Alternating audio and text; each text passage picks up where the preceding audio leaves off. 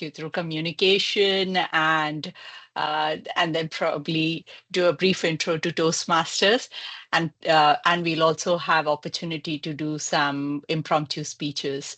So I look forward to your interaction. Feel free to ask questions, and I've got the fantastic Kevin to help me out over here.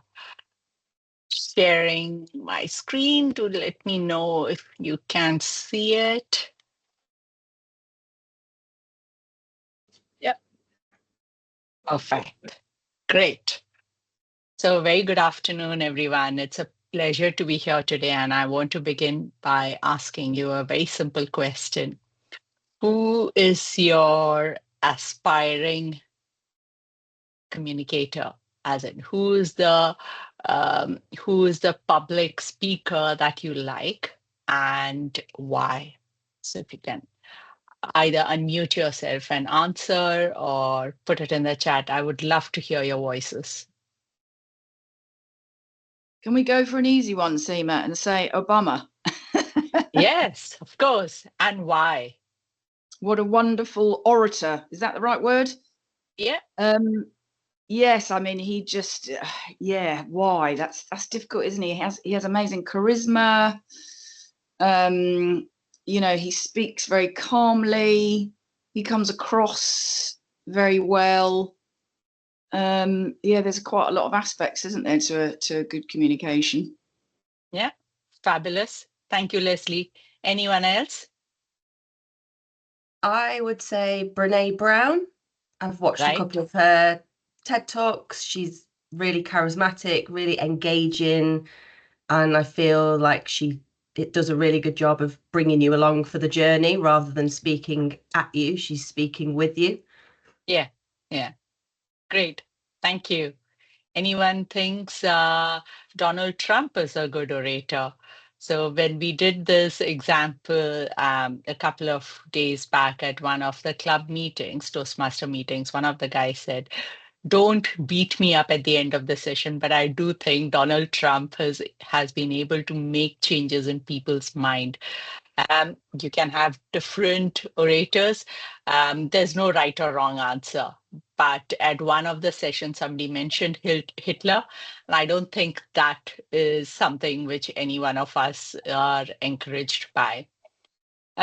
Leadership and communication, they go hand in hand. If you can't communicate your vision, inspire people, and foster understanding, leading effectively becomes a challenge, right? So today we'll explore how improving our communication skills will make us better leaders and how Toastmasters can help in this journey. One of the crucial aspects of what makes us human is our ability to communicate with each other. Now, communication has two angles to it. One is communication to the self, that is our inner voice, our interpretation of things, which we are not addressing today. The second aspect that we're looking at is communication with others, and that's also an equally important one.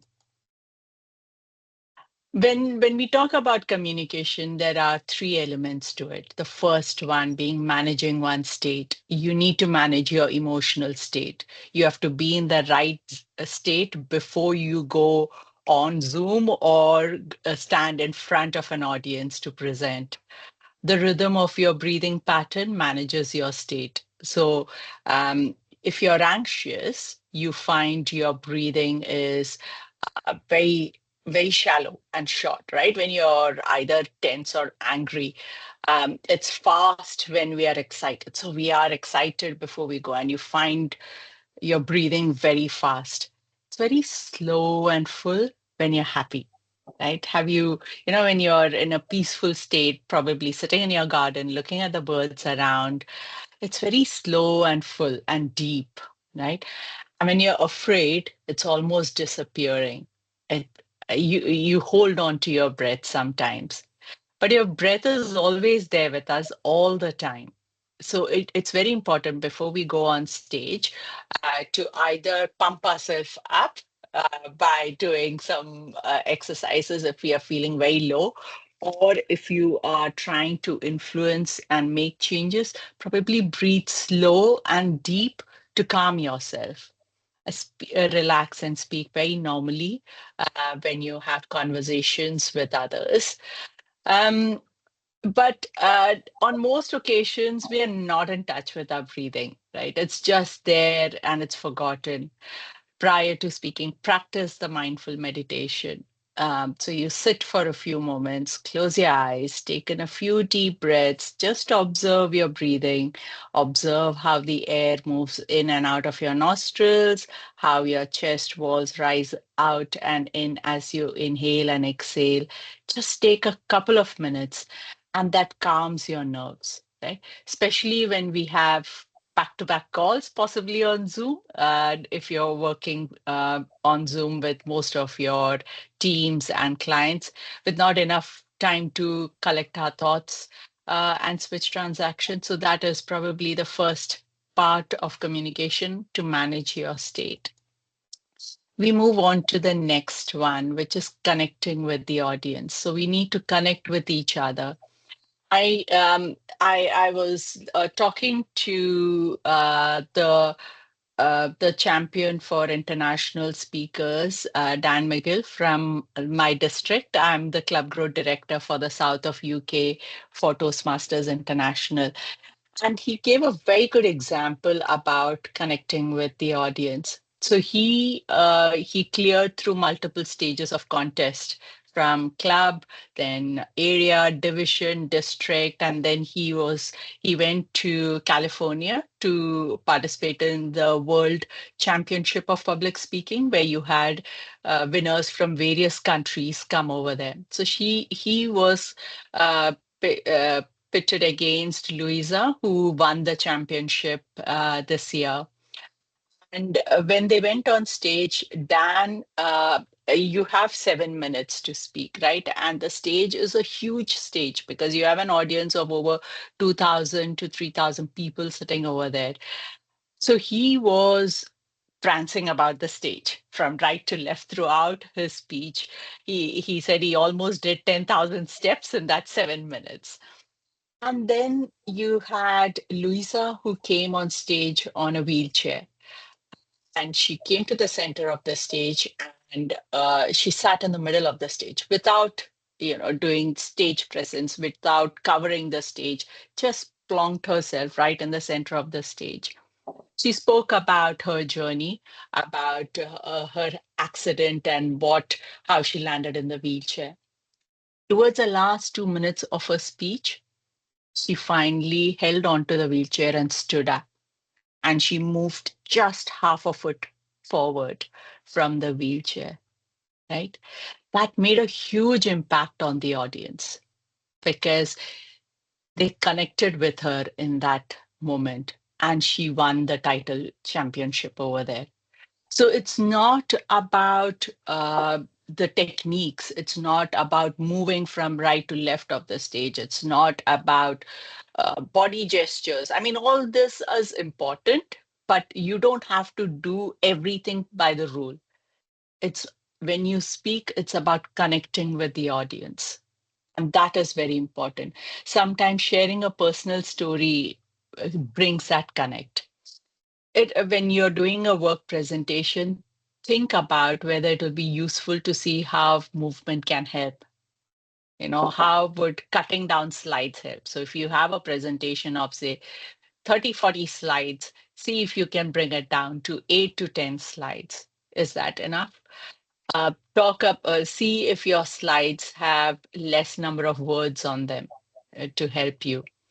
How would humor help to lift everyone? So not in all work presentations can you add humor, but you can, right? You can bring in, even if it's a financial presentation or finance presentation, you can add humor to that. Or probably you can have a funny title to your boring presentation, but that might just be enough to get people interested. Always think of how you'll connect with the audience. And the first step of that is by being you, being the nervous you, being the confident you, whatever it is. When you are you, people will see themselves in you. And that's how you connect with the audience. And the next part in communication is creating change. Our intention to interact with others is to create change in the manner we desire. Let me give you an example over here. So I did a workshop, a speaking workshop at Mind in Harrow, the organization that helps people who have challenges with their mental fitness and helps them get back to job. So the project that I was working with was Head Back to Work. And there was a young woman who was a solicitor, but she had lost her job because of her mental breakdown and challenges and stress and anxiety. And she had gone through training and mentoring, and now she was ready to go out and spread the message. Um, she refused to look into my eyes for the first two sessions, lest I would pick her up and get her to stand in front of everyone and speak. She was that nervous about expressing herself. But 4 weeks down the line, she had the confidence to come up and share her story. And what she did was, in 2 months' time, she went to Mauritius and she spoke about mental health in a room full of Ministry of Health, a room full of 500 officials talking about the importance of mental health and women. And that is how you create change, right? So she shared her story and highlighted the impact of mental health on someone's well being. There are some pillars to create a change. The first one is belief. How passionately do you personally believe in the change? This must manifest in your talk. There is a quote: one person with belief is equal to 99 who only have interest, right? You cannot change others without you believing in the idea in the first place. The second point over here is thoughts. Leave a person in a room and he will have ants, right? Automatic negative thoughts.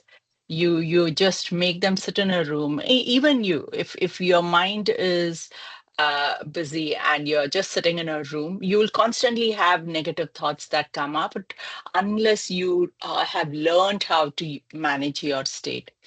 I'm overgeneralizing, not everyone, but many do. Boredom brings these negative thoughts, as we often remain anxious and we catastrophize about the future. To remain in a highly positive frame of mind and come up with ideas after ideas is a game preserve of the few. Your communication must realign the listener's thoughts from a past based narrative to hope and future based narrative. That's the power that our communication must do. The third one is inertia. You should be able to guide the audience to change their state and raise their intent, right? We have to make them build an intent in them to make that change. Most people have desires, but they lack the courage to make the change due to the perceived anxiety of making this change. It's so very easy to remain in your comfort zone and keep doing the same things rather than pushing yourself into an uncharted territory. Because when you push yourself into that space, you have to make changes to yourself. Hence, their desires remain as desires and never transition into accomplishment. But there is a cost of remaining the same. They think they will bear this cost as familiarity for them as their comfort zone, and it feels less threatening. Making them embrace the unfamiliar needs some doing. From where they are to where they want to be, it shrieks out for change, but fear holds them. Your talk must address these challenges and invoke a shift in them and move them towards decision and action states. That should be the objective of our talk. The next point is decision. So when we shift them, when we change their inertia state and we transition into a movement state, then it helps take decisions. Positive state empowers decision making. Have you noticed that when you are enervated or when you're tired and when you're exhausted, you can't take decisions. You tend to procrastinate on things, right? But when your mind is in a very positive, upbeat mood, when you've done one action and you find that things are progressing, you start taking decisions on many other things that have been pending. No one in a low state can make decisions.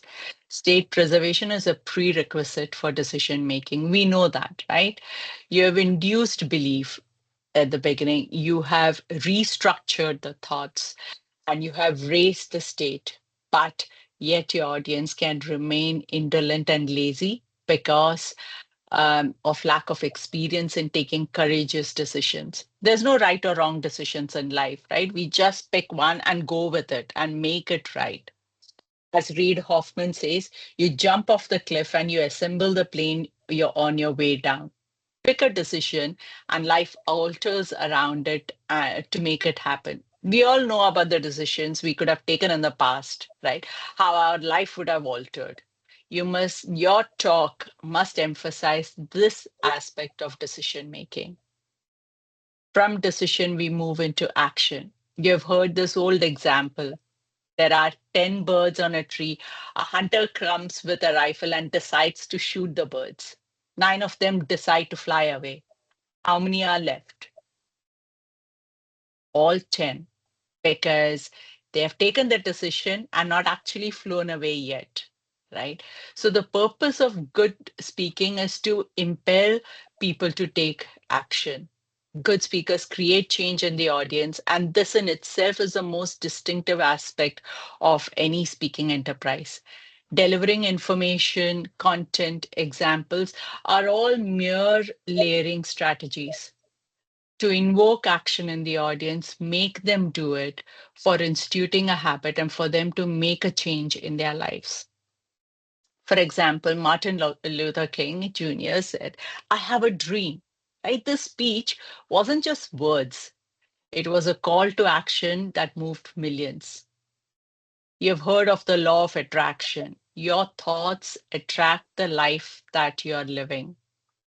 Are you all doing the things before you attract action? Will your audience attract action after your speech has impelled them to? This is precisely what great speakers do. And then finally, we move on to results. Only action causes results, and behavioral alteration is needed to create that action.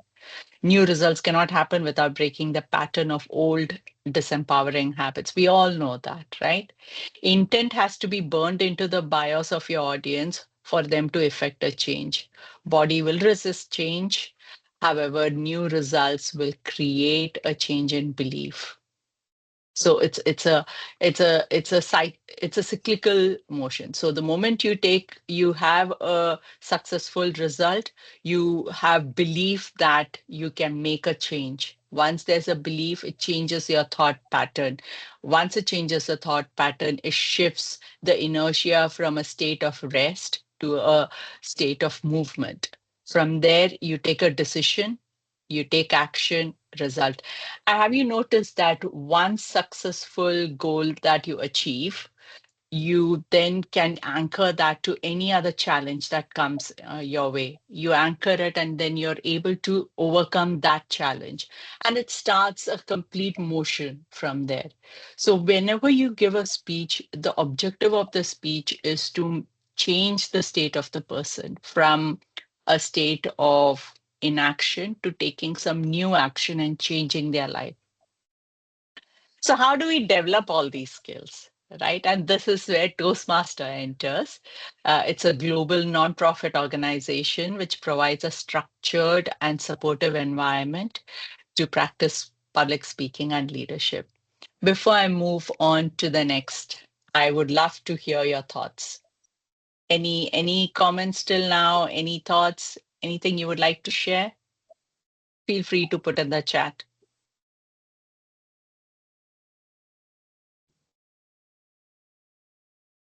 No, I'm really enjoying it so far. So thank you. I think what you said about authenticity as well is for me, what I've found so far is that I find it a lot easier when I'm just totally being myself and I'm not worrying about how this other person speaks in public or how this other person does their slides or how this other person presents. Yeah. And when I do it in my own authentic way, being my own authentic self, I'm a lot, I'm obviously a little bit nervous, but I feel a lot more confident, and I walk away feeling like I did a great job rather Yeah. than previously questioning everything I said or did, So I think that was a really good point, is just to remain true to you. And if that is you pacing the stage or moving your arms a lot, then that is who you are and how you present. So I think that's important. Great. In fact, they say learning, there are two types of learning. One is through trial and error, and the other one is through mimicking someone, right? Trial and error is that of a child trying to walk. Will get up, fall down, get up, fall down, and keep doing it till they succeed. Whereas as humans, we tend to give up after 3 attempts. We give up on that goal of ours, and we give up on that story of ours. Mimicking someone is another way, right? You don't have to reinvent the whole wheel. You don't have to learn through your mistakes. You can pick from someone that you like and pick some qualities of what you like in them and build that within you too. So if the general norm is that you need to cover the stage, not necessary, right? It's about the message that you're giving and how are you connecting with that audience, and that's important to keep in mind. Thank you so much, Natalie, for sharing that. Um, how many of you have heard about Toastmasters?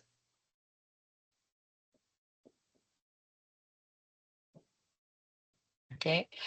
Um, I can't see, but I'm assuming few of you have, right? Yes, Kevin, you have heard of Toastmasters. um, when I first came across Toastmasters, like many of us, I too thought that it's a person who clicks on the glasses at weddings and gives a speech to the wedding guest, right?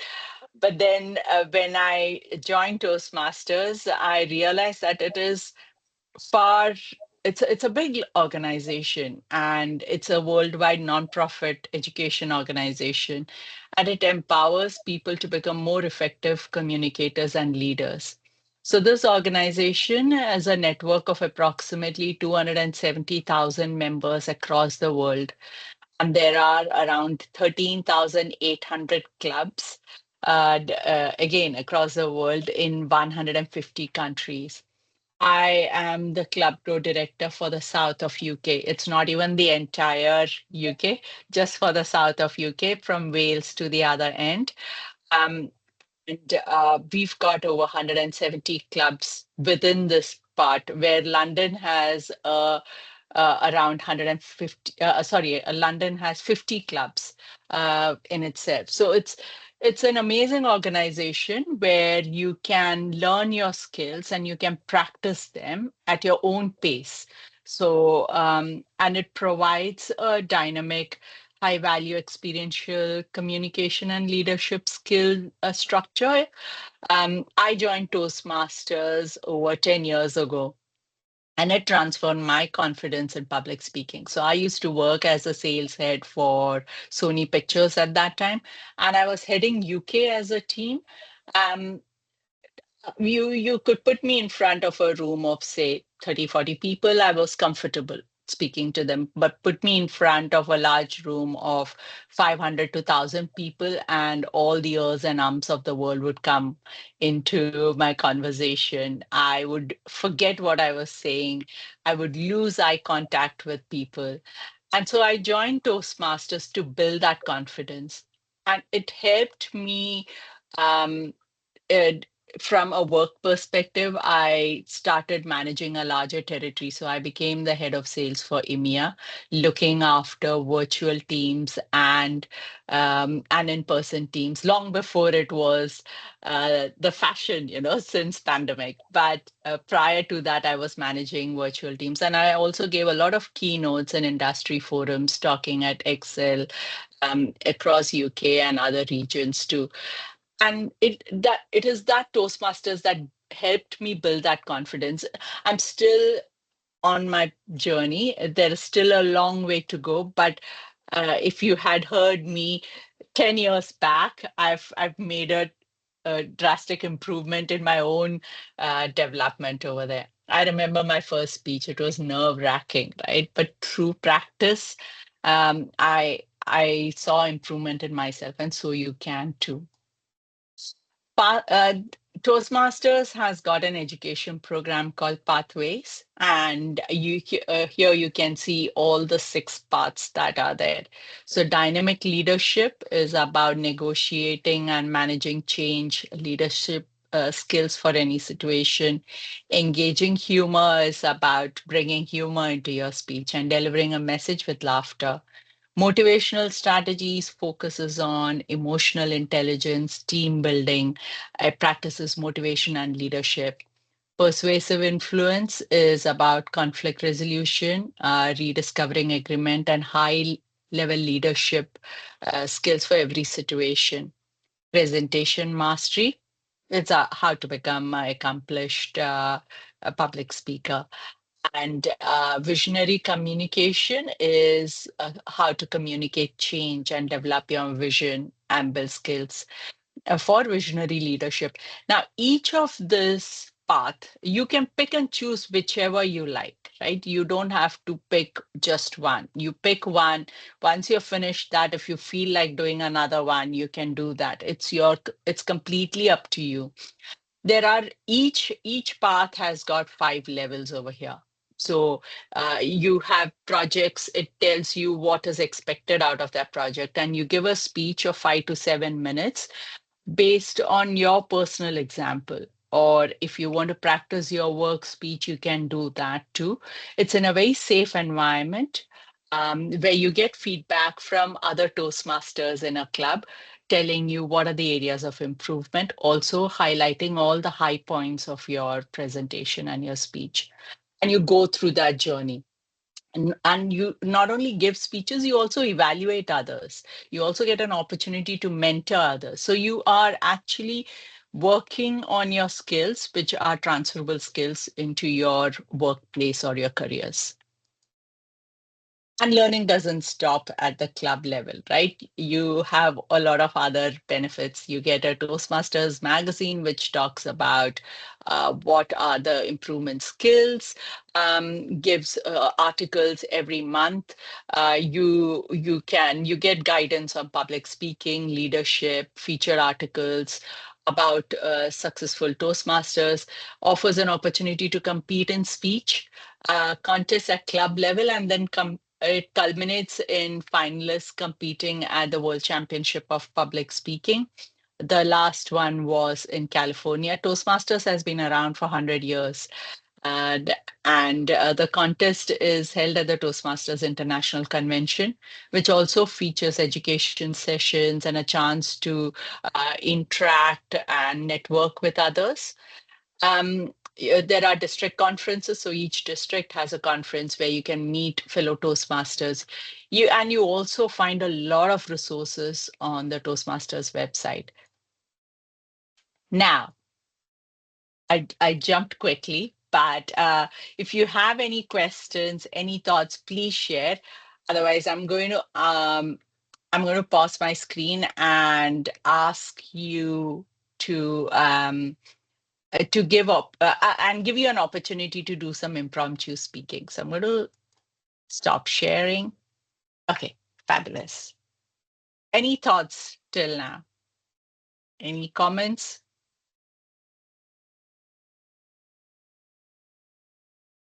Okay, great.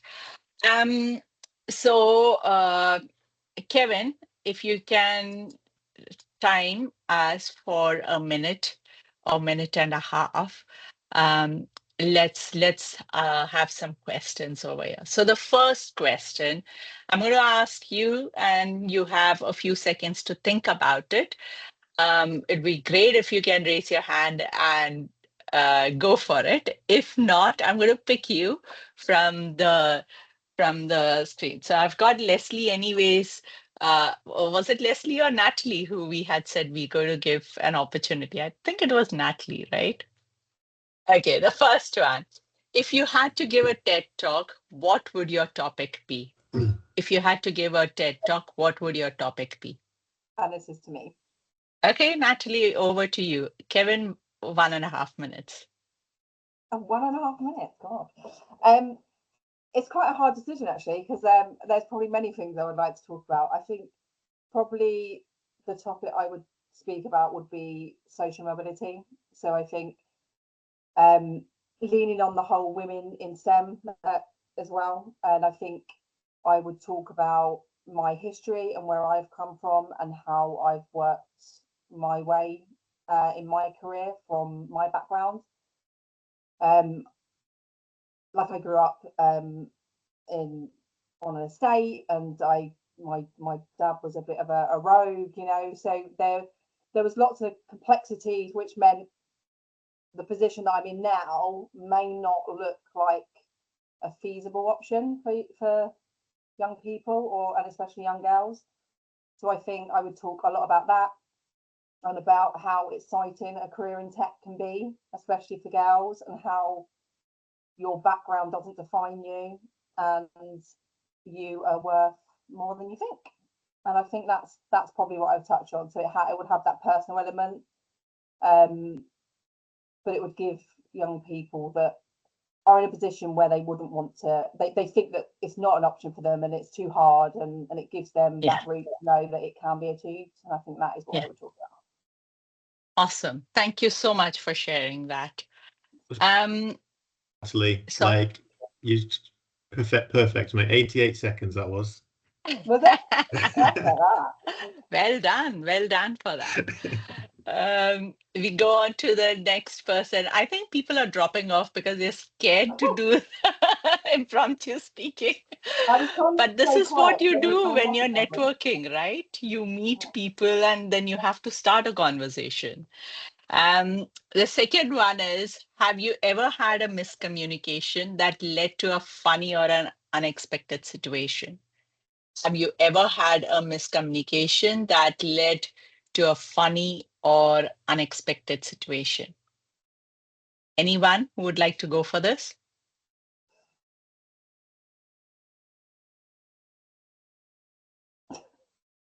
Feel free to raise your hands. Hi, Seema. Can I go for this? But I'm in Asda, so I don't know if it's very noisy. But it's very That's impromptu. absolutely fine. Go for it.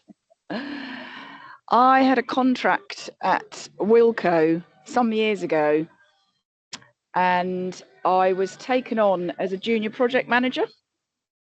Yeah. And I was told on my first day, when I was talking to my new line manager, that he was actually leaving. So 6 weeks later, my line manager left, and they didn't manage to recruit a replacement for him for quite some months. So I was then reporting in to his boss, so fairly sort of senior.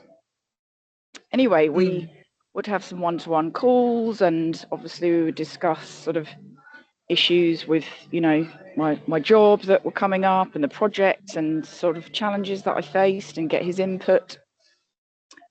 Anyway, several times he said to me, you're a project manager, you should be able to deal with this, or just something along that lines. And I would say to him, I'm a junior project manager, because of course I needed a little bit of mentoring, and the fact that I was junior, you know, you'd expect that you'd get sort of input from somebody senior to help you with challenges you're facing. Yeah. And he would always say to me, well, yes, but you're working as a project manager now.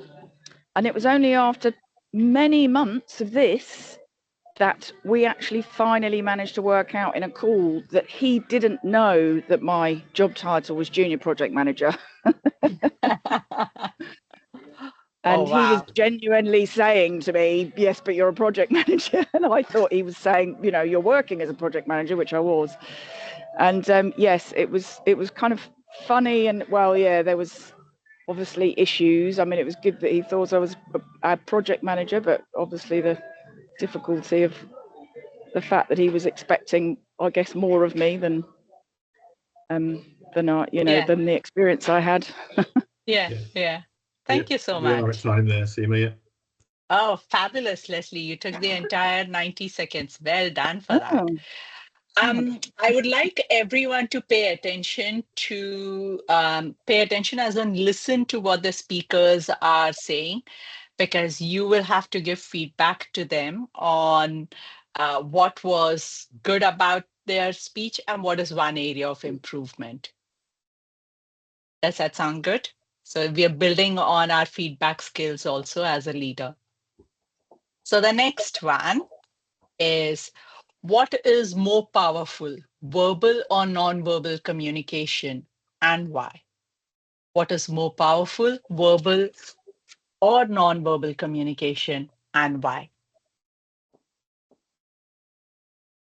There's no right or wrong answer. Go for it.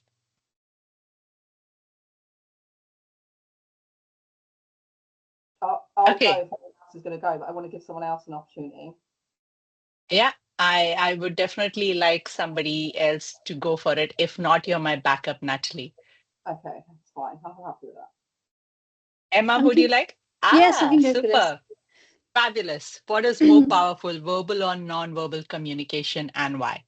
I believe non-verbal communication is more powerful ultimately, because sometimes it's not the things that people say, it's the way they say them, or even the way that what they're saying is being perceived.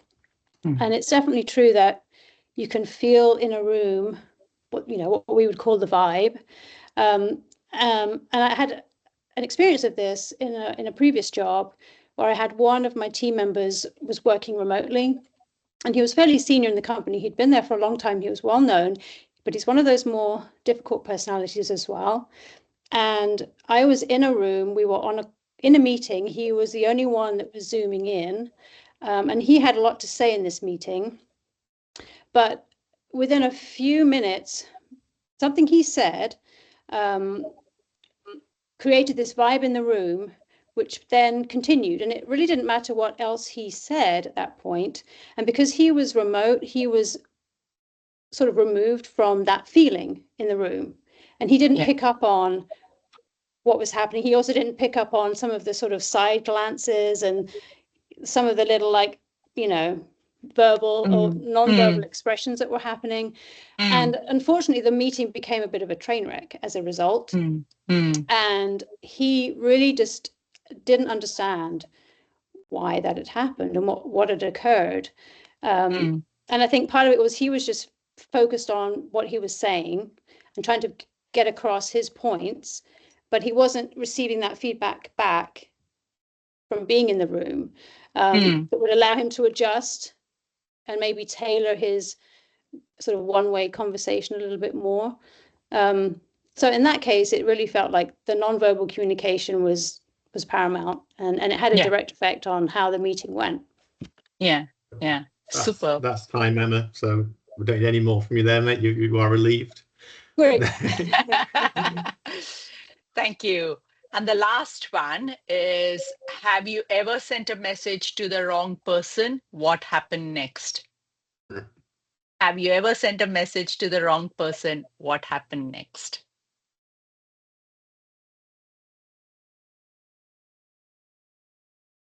We've got Catherine, we've got Pamela, we've got Darby,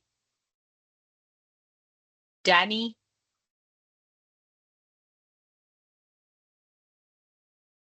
Anyone? Deepa, would you like to go for it?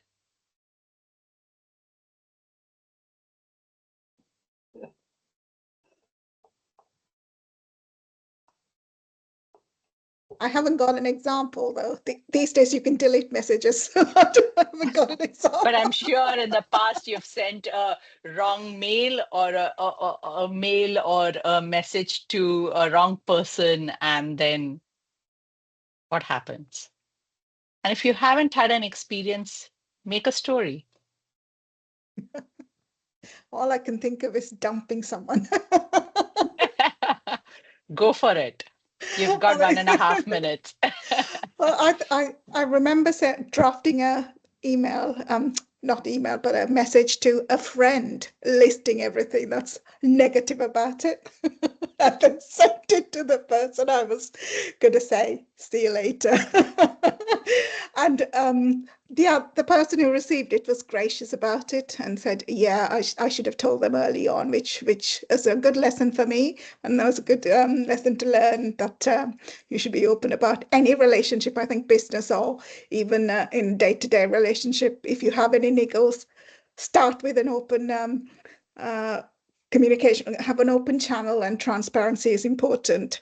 So it was gracious. So there was no big hoo-ha or drama about it, but it did teach me a lesson that being open and being authentic and putting your boundaries in and having an open, honest channel. And I've used that in my stakeholder management and moving, communicating upwards, and as well as just being open and honest about it. And simple, open and honest communication is very much important. So that was my lesson. And that'll be probably less than a minute, not 90 seconds, but it's fine.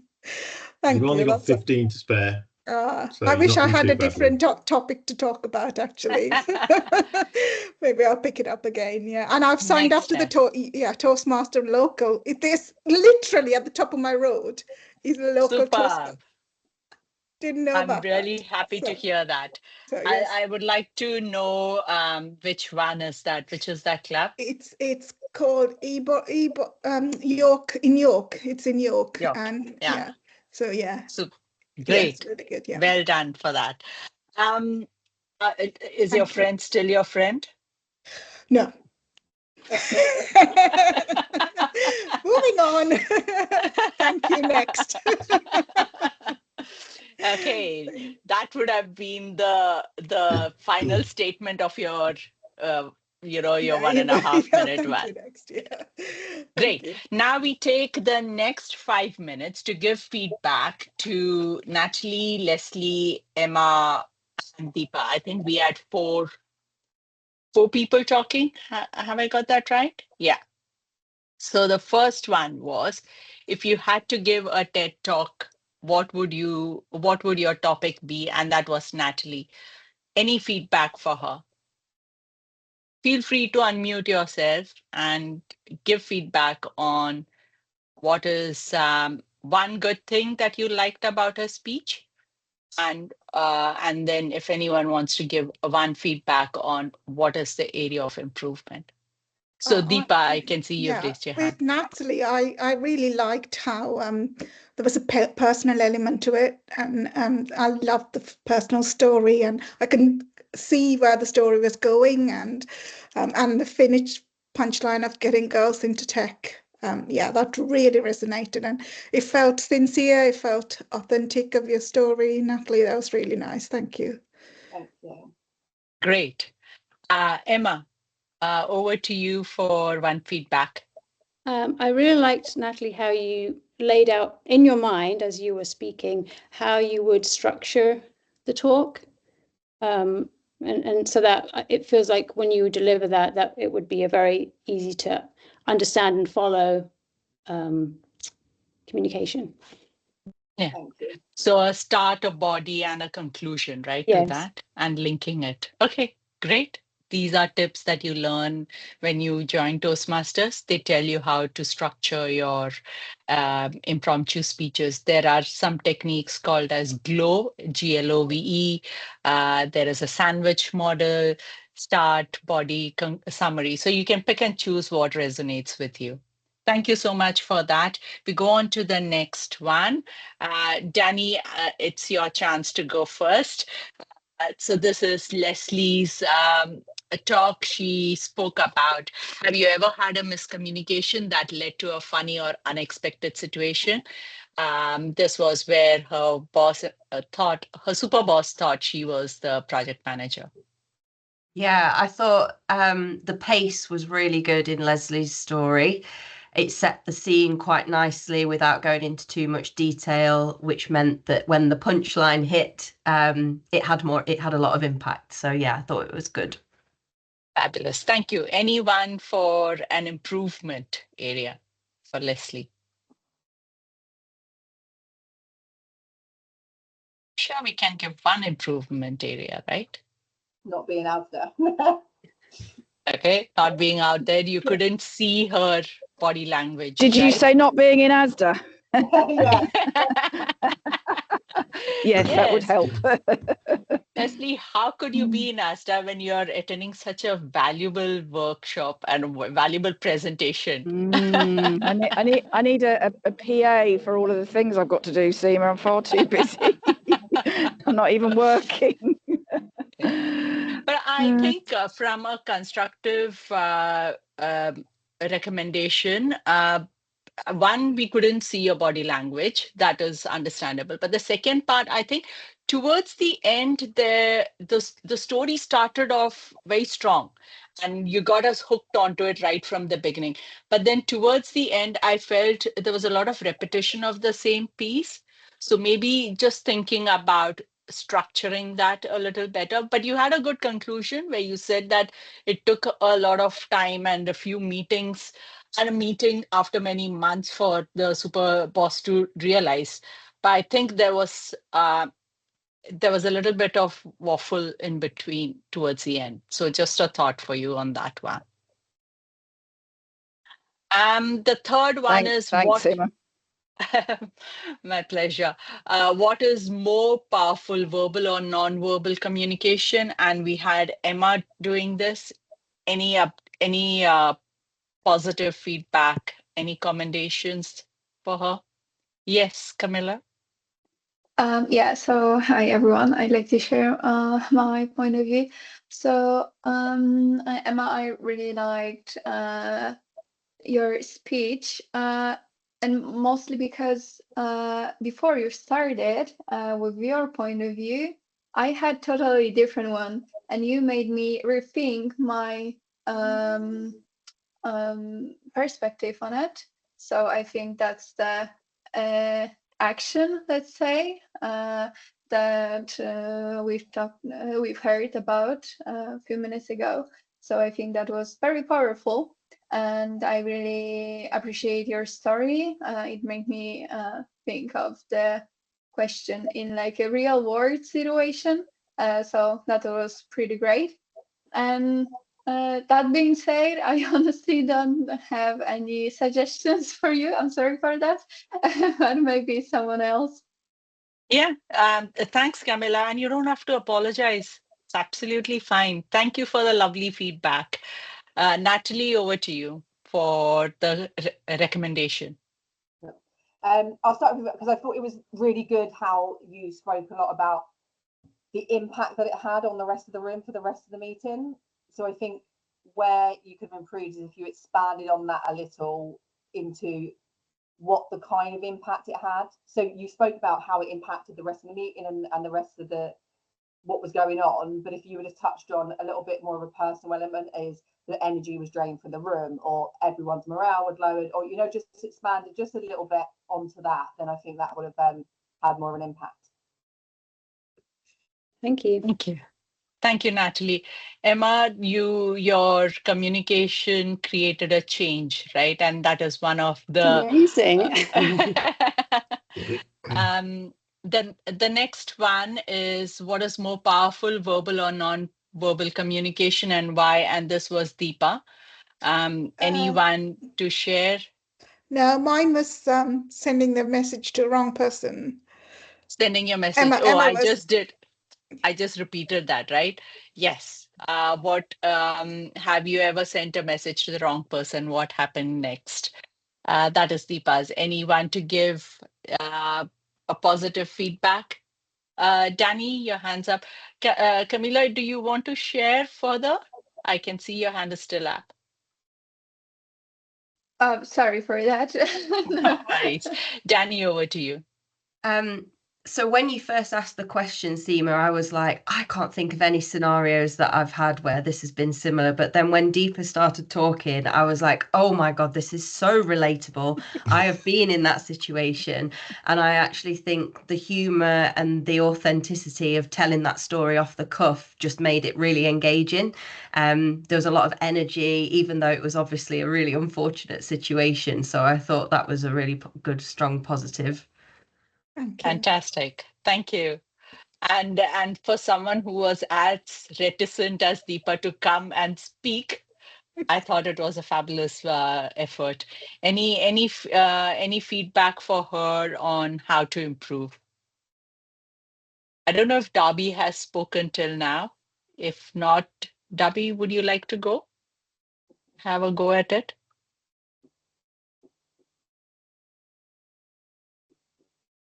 Sorry, I don't know if you mean me. Yes. I It's got Rhoda. the Sorry, wrong. that's my surname. Rhoda, Um, I'm so sorry. no, I that's just realized I was looking at the first Darby clock. I was Okay. just trying to work out Yes, if you meant Rhoda. me. Yeah, no, I thought it was really good, and I think, for many of us who probably weren't expecting to necessarily be sharing here today, I thought it was really great that she was able to throw herself in when she wasn't prepared. But I think maybe as a direct result of that, it was a little bit like she was trying to catch up the whole time and work out exactly what she was trying to say, and kind of, in the end, I think it progressed to telling a really good story. But I think to begin with, you were probably a little bit thrown at having to start. So I thought you recovered really well. But yeah, just Thank you. yeah, if you'd known what you were getting yourself into, might have been slightly more polished. But I thought it Yeah, was I would great. have pasted. Yeah, thank you. Yeah, yeah. Yeah, thanks. Thank you so much. So we've done this exercise just to give you an idea of one is when you go into networking meetings, when you meet people for the first time and you have to speak off the cuff, how do you structure your thoughts? How do you present yourself? And if you have to speak about a topic that you don't know anything about, how do you change that communication to what you would want to share in that? So that is also another technique. If you don't know anything about that topic, you can steer the topic in such a way that you share what you want to express at that point of time. And the second one is, if you have been given 1.5 minutes, speak for 1.5 minutes, deep dive into certain aspects, right? Bring some emotion, make it sound as a, yeah, what did you actually feel, or what did you go through when that at that moment? You can take the audience on that journey. So take that 1.5 minutes and summarize it. One technique is repeat the question again, so you get that little 5 to 10 seconds to think your thoughts, and then the last 5 to 10 seconds to come back to the question again to just close the topic. So that's one. The other aspect we covered was evaluation, giving feedback to people. So it improves our listening skills. As a leader, that's very important, because many a time we are only listening to respond. We are already thinking of what to say even before we have heard the person out. So when you listen to someone speak and you give them feedback, you're actually involved in their in their messaging, and you give constructive feedback. However good a person is, there is always an opportunity for them to improve that little notch higher, right? It's continuous small improvements that make us better day on day. So that's another leadership skill that you're building through this small exercise that we have done. I have one last slide which I would like to share, and then I'm going to open it out for any questions you may have. So to wrap up, just let's remember, communication is a foundation of leadership. Whether you are leading a team, sorry, I can't. So whether you're leading a team or giving a speech or simply having a conversation, your ability to communicate shapes your effectiveness as a leader, right? Toastmasters actually provides a safe space. So it's a safe space for you to be vulnerable if you need to, for you to share your stories, for you to work on your communication skills and become an effective leader. Developing the language of leadership requires self-awareness. So it helps us understand what are our I wouldn't say weaknesses, but what are the areas of improvement for us, or where are we strong, which probably sometimes we overlook, right? So it just brings that self-awareness within you. And it helps to improve yourself by consistently maintaining the personal, physical, and verbal qualities of a leader. You'll discover that the language of leadership becomes natural because you're on that journey to become a leader. Thank you. And I would love to hear your thoughts or answer any questions you may have. Yeah. Before we get into questions, I'm conscious of the time that people might drop off. There's two things I popped in the chat. So one is a link to a second webinar we're doing on the similar topic. So on March the 19th, we have a chap called Alex, who is the transformation program manager, works for Vodafone, exceptional public speaker, has come and done in-person events for us and was phenomenal. So I'm sure his tips will be as good as Seema's and build on this. And the second thing I put in there is a link where if any of you guys want to, in a safe space like this, come and practice public speaking, because we all know practice makes permanent, you can volunteer to come and do one of these sessions for us. That can be either as a standalone speaker like Seema, if you're really, really brave, or part of a panel if you want like a softer introduction into speaking. When we do a panel similar to what Seema just did now, but without putting you on the spot, we'd have some questions that you're already kind of an expert on. We'd have time to plan the answers, and we'll come to you as one of many people have an opinion on that topic to get a 1 or 2 minute soundbite. So really, really easy introduction to public speaking. But yeah, anyway, questions for Seema, feel free to fire away. Kevin, was that second one that you're talking about, that was the same as the email that you sent out a couple of weeks ago for people that wanted to join? That's accessible through Mighty Networks. On that email I'll send out with the calendar on and in the chat here. And it just asks you what topics are you potentially interested in talking about, which of our groups are they relevant to, whether it's the general Women in Tech group or it's one of our more technical practices, and then we'll have a chat to schedule that in and find a suitable time and environment for you to come and share your experience. Okay, great. So where I replied to your email, I'm not all set on that one, I'm hoping. Yeah, we're good. Great, thanks. And given if everyone is interested, if you have 20 people interested to join, you can even set up a Toastmasters club within Read Women in Tech community. Just leaving a thought people there. We must be able to get 20 people. Surely we had 50 people sign up for this call, so yeah, it's definitely something to have a conversation about, Seema. Yeah. Cool. Any other questions, Seema, before we leave? Not a question, but just thank you so much. This has been really insightful.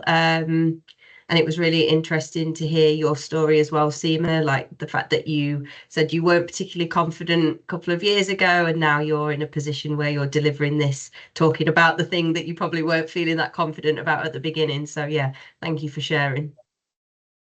Pleasure. Excellent. Well, Camilla's hand is up. Go, Camilla. Yeah, Yeah. Oh, sorry. Go on. Sorry, you go. All right, thanks. Yeah, so I have one challenge. So when I speak in my mother language, which is Polish, I don't have like any issues with it. I feel powerful and I know what to say and all of that. But when I'm in front of people or even like in-person conversation and I need to speak in foreign language, English, then from nowhere thoughts came up to my mind like, how can I say it? I honestly forget all English I've learned for my whole life, and I don't know how can I fight with it, to be honest. I know that, of course, practicing and all the stuff that I'm already doing, but maybe there is some tip or some solution that I've never heard of. So I'd love to hear some suggestions if you have. Yeah, absolutely. All of us have gone through this, right? And I'm sure whether English is your second language or your first language, when you're nervous, words seem to fly out of your brain and you have brain fog. What I would recommend is, when you join Toastmasters as a new member, you're also given a mentor who will help you practice your speech, write your speech, repeat it, and give feedback on how to improve. And I think, like you mentioned, it's about practice and getting comfortable being in that state of constant improvement. And it's okay. When you give 10 to 15 speeches, and when you're speaking every time the club meets, usually clubs meet twice a month, every fortnight, and you do different roles, you will bring in that comfort level within yourself. And that's what everyone goes through. Yeah. From my perspective, I think there's two positives to being the person that, in that situation. If I'm ever listening to somebody that's speaking in a second language, I'm instantly well impressed, and they've instantly proven to me that they are incredible. Because the thought of me presenting in a second language is terrifying, and I wouldn't even know where to start. And it helps. It probably makes me listen more intently as well, because I'm aware that you're potentially having more challenge than somebody speaking the first language would do. And then the second part is, I think it can play to strengths, because when you're speaking in your first language and you know all the words, you can be in serious danger of waffling. And I think if you have to think more carefully about what you're saying, you can help that to improve the cadence of your speech, and that will almost like deliver a more powerful speech, because you are delivering it slower and emphasizing the key points. True. Does that help, Thank Camilla? you. Thank you both. Lovely. And if you have any more questions on which clubs to join, what is the nearest club to where you live, and if you want to just visit a club as a guest first, to see if it's even if it's really for you. Do you want to visit a few clubs to see the right club? Because each club has its own character. So you can see which one fits with you and will help you with that journey. And then you can take it from there. I'm happy to answer any questions you may have. My details are with Kevin. I'm sure he'll be happy to share those with you. Yeah, excellent. Well, as the lady said before, Seema, thank you very much. Great session. Took loads from it personally, and the feedback from the other people clearly is laden as well. So really appreciate this. And yeah, to everybody else that came along, thanks for taking the time out, because these sessions don't work without it being interactive. So thanks for your time, and we'll hopefully see you next time we do something similar. Thank you. It was really great. Thank you. Thank you. Bye.